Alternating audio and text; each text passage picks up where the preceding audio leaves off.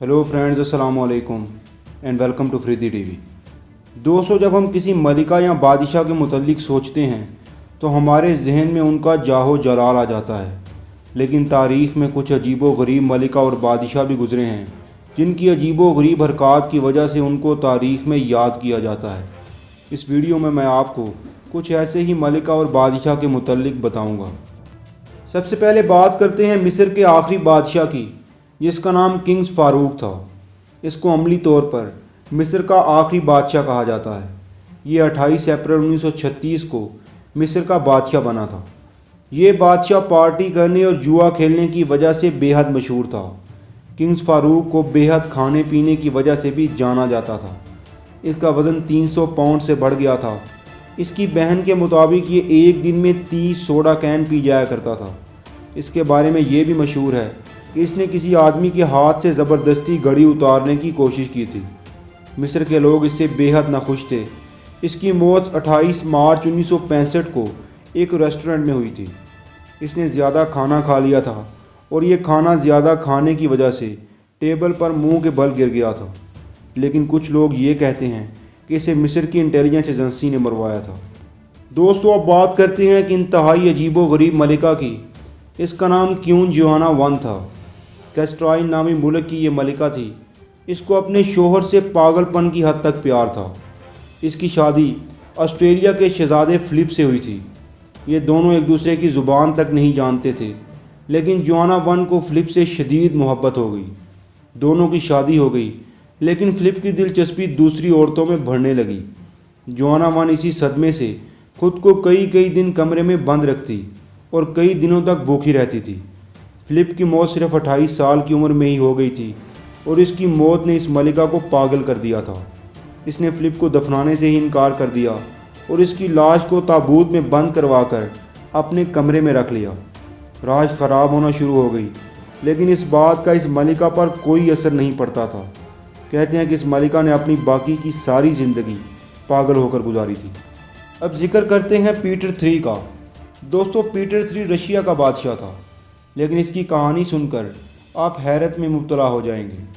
Peter III का ताल्लुक़ वैसे तो जर्मनी से था, लेकिन इसकी एक खाला रशिया की एक मलिका थी और वही इसको जर्मनी से रशिया ले आई ताकि अपनी बेटी कैथरीन दी ग्रेट की शादी पीटर से करवा सके। ये बात 1742 की है।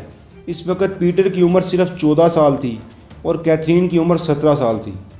कैथरीन एक इंतहाई अक्लमंद शहज़ादी थी, लेकिन पीटर के अंदर एक बच्चा मौजूद था और यह दिमागी तौर पर कभी बड़ा नहीं हो सका। इसकी सास के मरने के बाद कैथरीन रशिया की शहज़ादी बन गई और पीटर रशिया का बादशाह बन गया। लेकिन जैसा कि मैंने आपको बताया कि पीटर दिमागी तौर पर एक बच्चा ही रह गया था। यह अपने खिलौनों से खेला करता था। इसके पास छोटे छोटे फौजी खिलौने मौजूद थे जिनको यह अपने बिस्तर में रखा करता था। यहाँ तक कि यह अपनी बीवी कैथरीन को भी फ़ौजियों वाला लिबास पहनाकर इसको ट्रेनिंग करवाया करता था। पीटर III के हवाले से एक इंतहाई दिलचस्प कहानी भी मशहूर है कि एक दफ़ा इसके एक फ़ौजी खिलौने के सर को एक चूहे ने काट लिया। पीटर III ने इस चूहे को पकड़ने का हुक्म दिया और फिर बाकायदा इस चूहे का ट्रायल करवाया और इस चूहे को इसने फांसी की सज़ा सुना दी थी। पीटर III सारी ज़िंदगी ऐसा ही रहा। अब बात करते हैं चार्ल्स VI की, जो कि फ़्रांस का एक इंतहाई मशहूर बादशाह था। इसको चार्ल्स द मैड के नाम से भी याद किया जाता है। चार्ल्स VI ने फ़्रांस पर 40 साल से ज़्यादा हुकूमत की। ये 14वीं सदी की बात है। चार्ल्स तारीख़ में अपने गुस्से और पागलपन की वजह से याद किया जाता है। ये इतना गुस्से वाला था कि कोई इसके आसपास खड़ा होने से भी डरता था। चार्ल्स को नहाना भी नहीं पसंद था, यहाँ तक कि इसकी सेहत ख़राब होना शुरू हो गई और इसके कपड़े फाड़ कर इस पर ज़बरदस्ती पानी डाला गया। चार्ल्स को एक और बीमारी भी थी।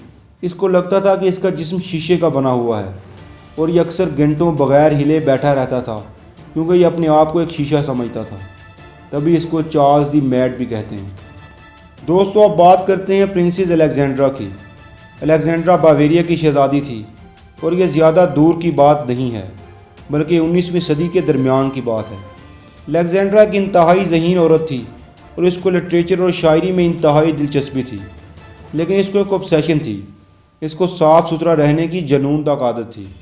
ये इस मामले में इतनी ज़्यादा जुनूनी थी कि ये सिर्फ सफ़ेद कपड़ों के अलावा कोई और कपड़े पहनना पसंद ही नहीं करती थी, ताकि ये सफ़ेद कपड़ों पर लगे मैल के दाग फ़ौरन देख ले और कपड़े चेंज कर ले। इसके बारे में एक और अजीब बात यह भी थी कि इसको लगता था कि इसके अंदर एक पियानो मौजूद है और ये अपने महल में बहुत ध्यान से फिरती थी ताकि इस पियानो को कोई नुकसान न पहुँचे। दोस्तों, इन हैरानकुन कामों की वजह से तारीख़ में आज तक इन बादशाहों को याद किया जाता है।